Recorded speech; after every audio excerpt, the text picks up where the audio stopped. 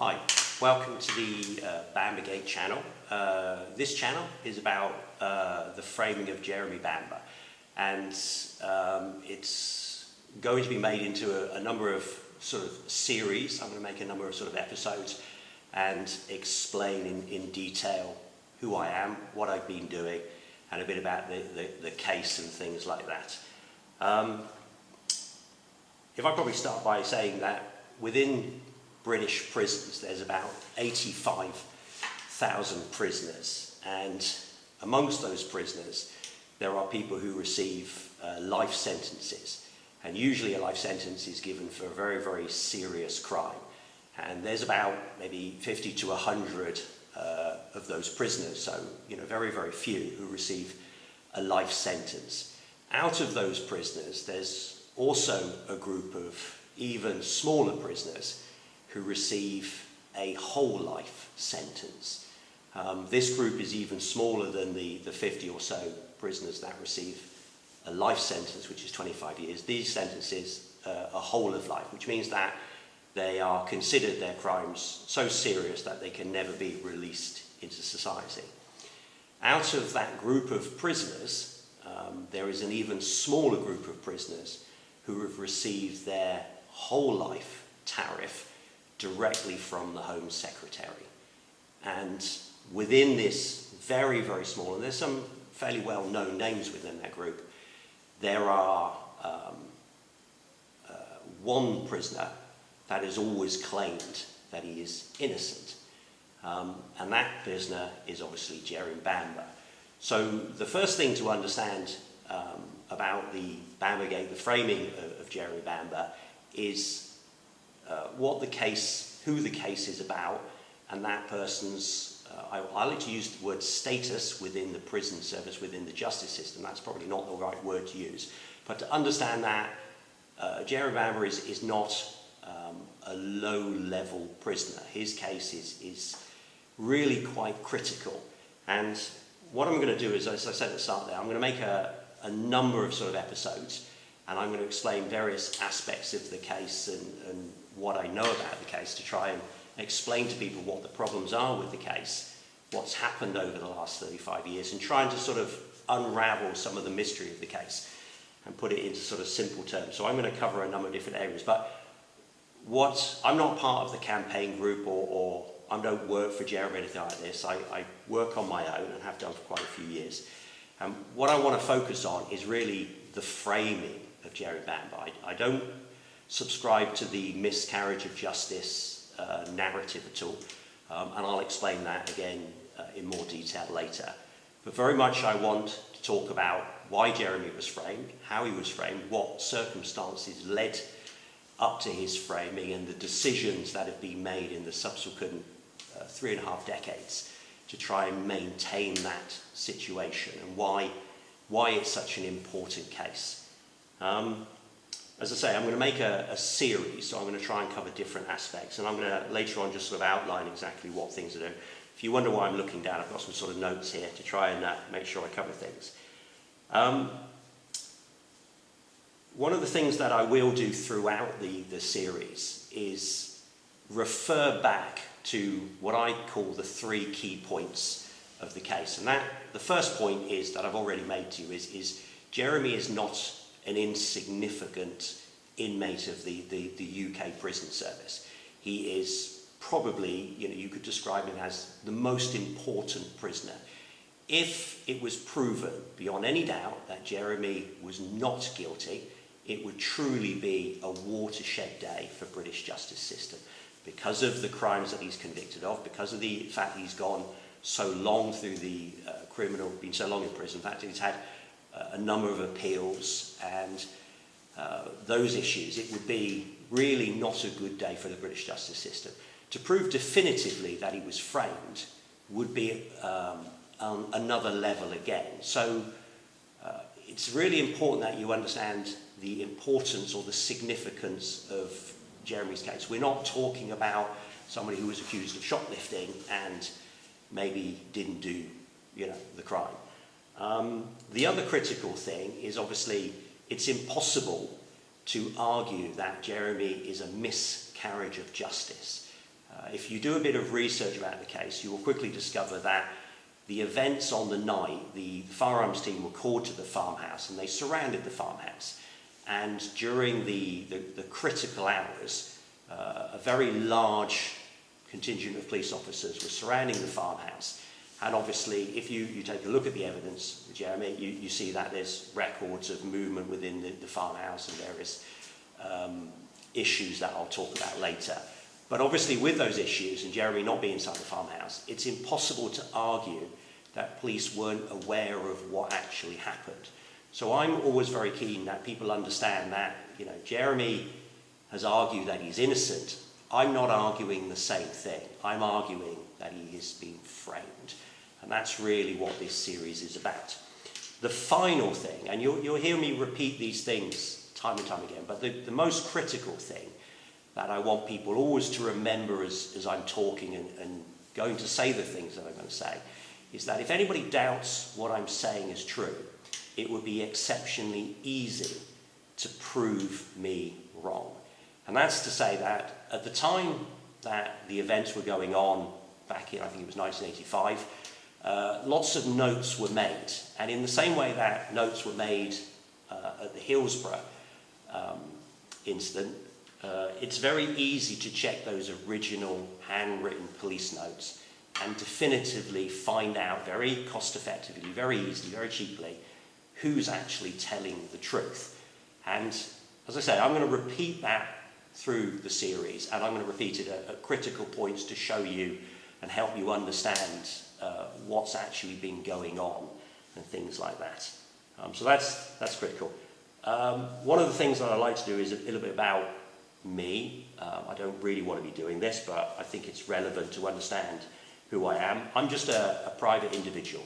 I got interested in the case 10 years ago after I watched a short video on the Guardian newspaper. I was just literally, you know, one of those days where you're sort of surfing through the internet. I was reading the newspaper and Jeremy was going up for, I think, an attempt at another appeal. And the Guardian had made a very, very short video that I watched, had nothing else to do. I think my kids were messing about in the garden or something like that. And the video showed some very interesting points. It showed a call log of what appeared to be a 999 call from his father.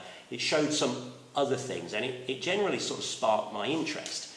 So I read, there's a lot of material on the internet, I read around the case to sort of understand a little bit more. And I suppose what really got me interested in the case, or really got me sort of involved, is it challenged my personal sort of belief and values to how the world works, really. You know, I had a very, very clear that, you know, obviously, you know, the criminal system is unbiased, you know, it works in a certain way, you know, criminals are not particularly framed unless, you know, there's you know, extreme circumstances and things like that. But broadly, you know, the justice system had integrity, police had integrity. And really what I read with,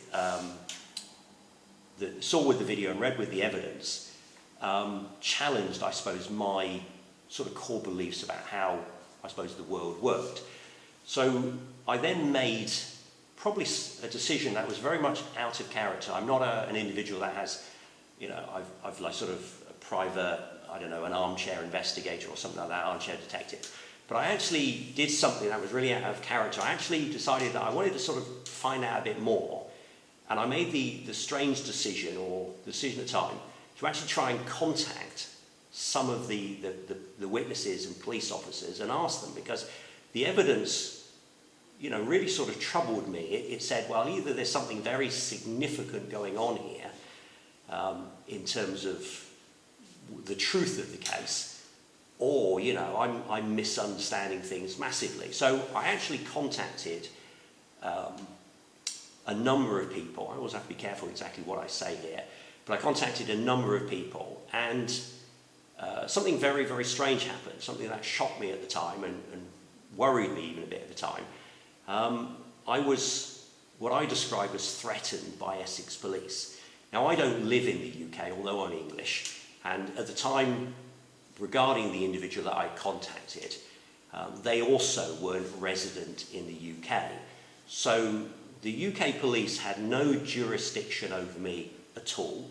But I received a fairly worrying email from a very senior active UK Essex police officer, basically telling me I shouldn't be contacting people, I shouldn't be doing what I'm doing, and just to sort of, if I continued, it wouldn't be good for me. So, obviously this worried me at the time, but after about a few days, it kind of annoyed me really, and it really had the opposite net effect, that actually it drew me further to continue to do what I did. And, I carried on sort of reading the evidence and, was driven forward by this police officer's action. And what I discovered, I did contact quite a few people. I did contact Essex Police. I started doing some freedom of information requests and things like this. And what I realised pretty quickly is that nobody really wanted to talk at all.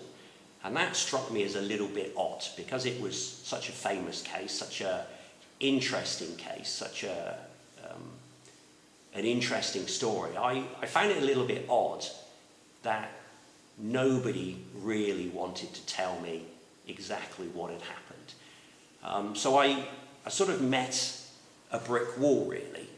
And being the sort of personality I am, I tried to think of a solution, and I tried to wonder how I could get people to sort of assist me in really understanding what had happened. That was the primary driver. As I said at the start, it sort of challenged my view of the world, and I really wanted to know the truth. So what I actually ended up doing, when you contact people, obviously I was doing it probably the normal way that you would expect. I was using Facebook. I was trying to use the internet to find various people many years after it, and usually I was just writing to them and asking them, say, look, there's some pretty key things with evidence here. There's some very worrying bits about the evidence here that show that or seem to indicate that Jeremy's father called the police. There's some fairly worrying, interesting aspects about destruction of the evidence, and some of the event logs record Sheila being found downstairs and then being then found upstairs and things like this. And as I was writing to these people, obviously you tend to, through Facebook and through the various bits of contact, you obviously get to see the other people in their lives as well, their kids and things. So what I actually did was to try and persuade people to assist me. I wanted to do something that was legal. I didn't want to do anything that was illegal.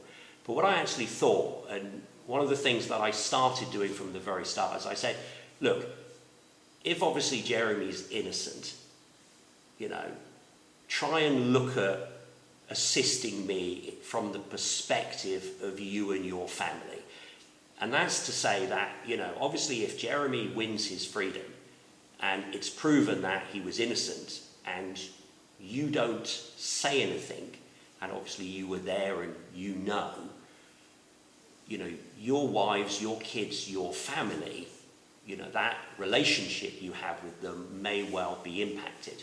Now, I contacted lots of people. I've contacted, obviously, Jeremy's girlfriend, various other witnesses, lots of police officers. And one of the things that I consistently did was always present this, what I hoped would be fairly persuasive in terms of somebody saying, yeah, okay, I can't officially help you, but I can at least point you in the right direction, give you a little bit of nudge in terms of understanding what happened, and let you, continue to try and find out the truth of what happened, and then use that hopefully to resolve the situation.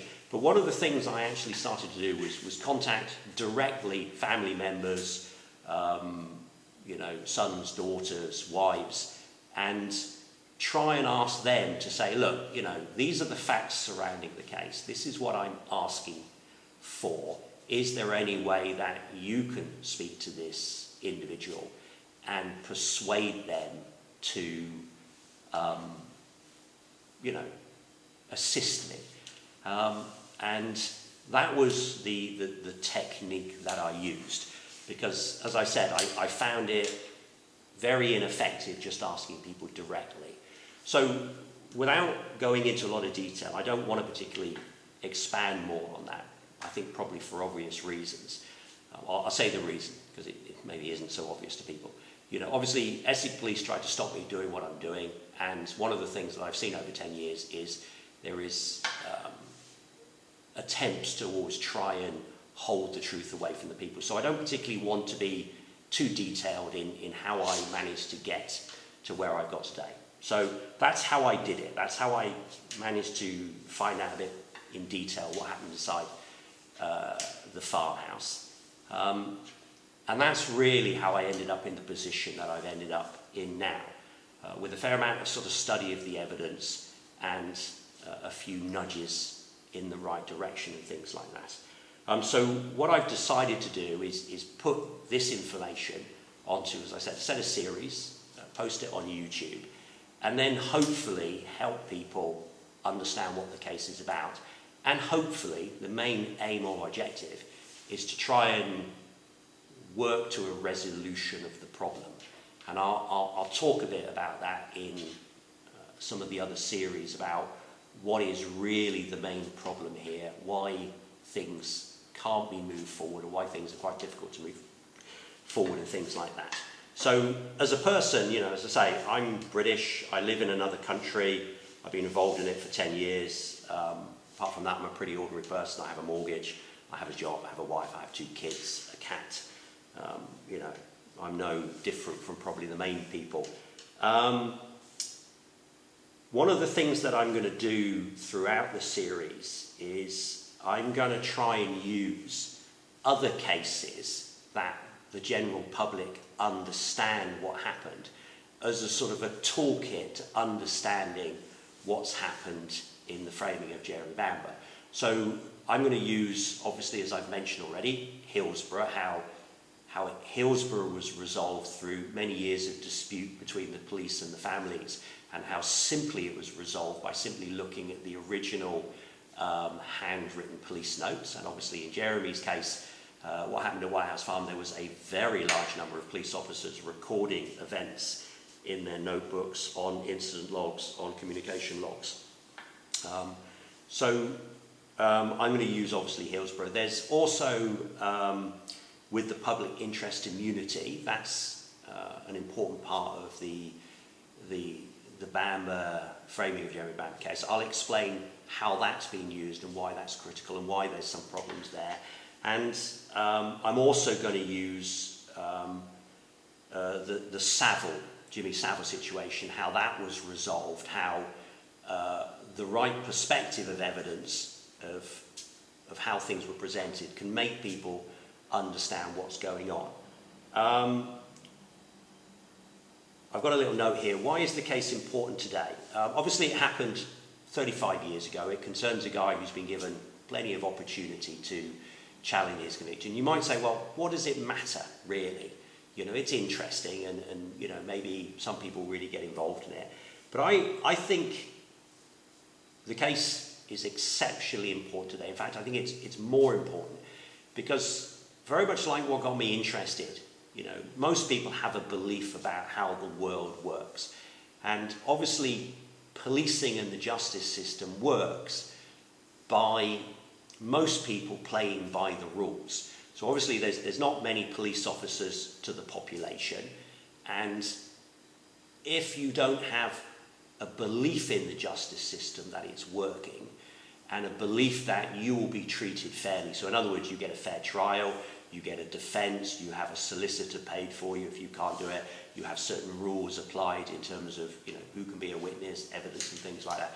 If you don't feel that, you know, everybody else is treated the same as you and you know, it's a fair system, then people are inclined not to basically almost sort of like self-regulate or abide by the law.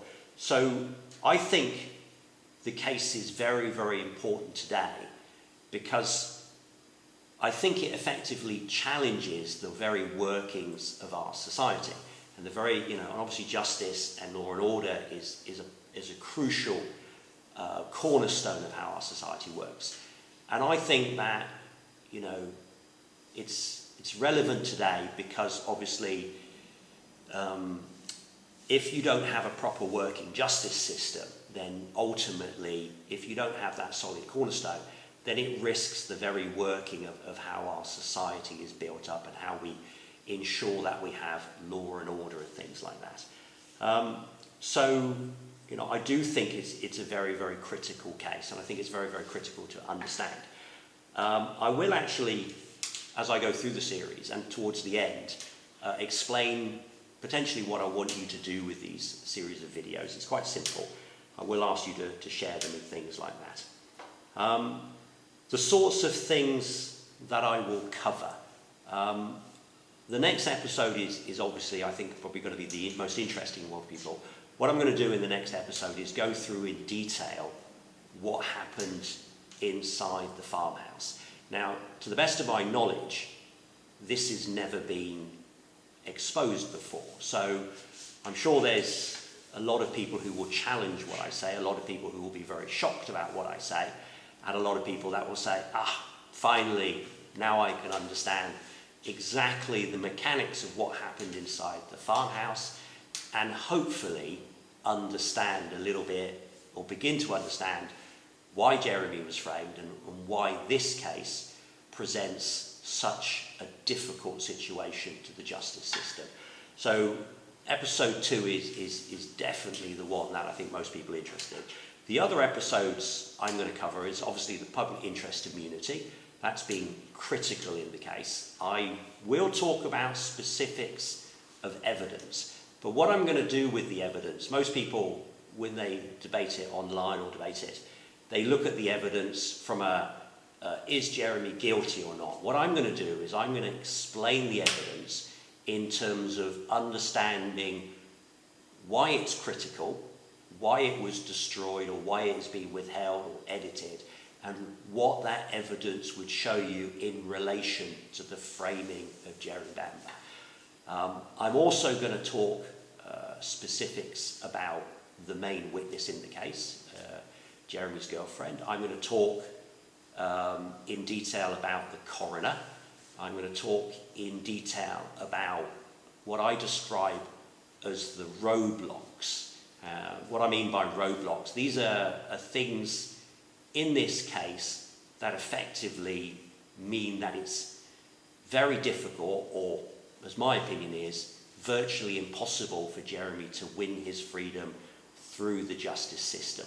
The problem is so big, as I said, if you were to prove Jeremy innocent, it would be a watershed day.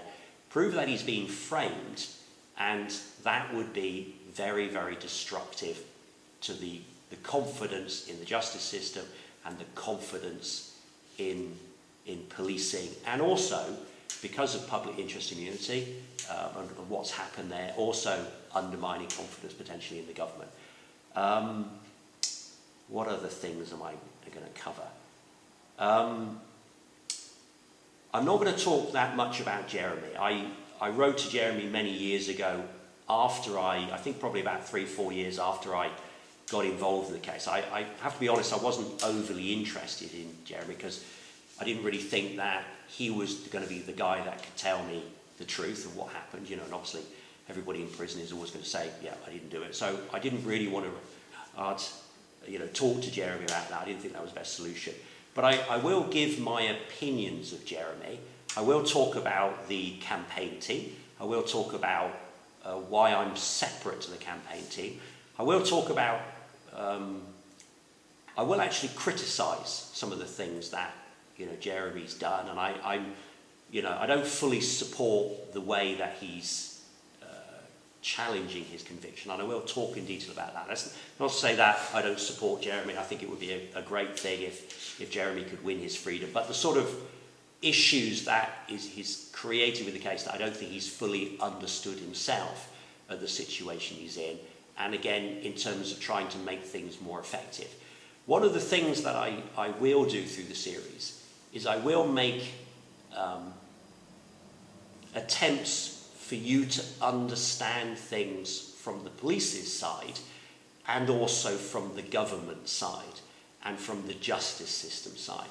So it's very, very easy to become very, very critical very quickly. But the case of the framing of Jeremy Bamber is truly a real problem of how to resolve this situation. And what I'm going to do, maybe that might surprise people, but I will, in some ways, almost defend the justice system and say, how would you solve it in their shoes, and why, and try and give maybe a better understanding of why decisions have been made in the way that they've been made. So I'm going to try and argue things from both ways. As I say, my opinion is now pretty fixed. I think it's better always in society to be honest, even if the truth is not very comfortable. And, let's use the example to begin with. Like Hillsborough, you had years and years and years of conflict between the families and the police. Okay, a mistake was made and it resulted in a fairly terrible situation. But in the long term, dealing with those mistakes, being honest with those mistakes, is long term a better outcome for the justice and confidence in police and things like that. So, although I will defend what's happened and try and give you a better understanding to the detail, I will also, argue things from both sides. I'm just going to check my notes one more time, see if I've missed anything. But that effectively rounds up the first in the series of Bambergate, the framing of Jeremy Bamber and the details of what actually happened. Okay, thanks very much for listening.